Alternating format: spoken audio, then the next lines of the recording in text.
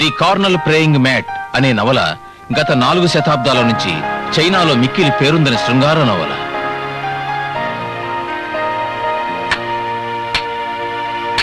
UN వంశపాలనలో విప్లవాత్మక యువ విద్యార్థి పేరు మే యంగ్ క్లాంగ్. బౌద్ధ మత వేదాంతుల ప్రబోధాలకు వ్యతిరేకంగా పోరాడిన విమర్శకుడితను.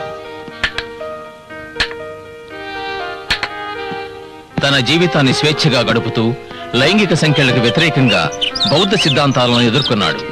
శృంగారానికి అడ్డుకట్ట వేయడం మానవ ప్రకృతికే వికృత చర్యగా వాదించాడు.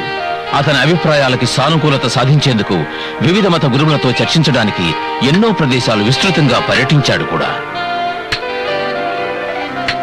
భిక్షువులు సామాజిక పరంగానే కాకుండా మతపరంగా కూడా లైంగిక కట్టుబాట్లకు కారణం ఉందని వాదించారు.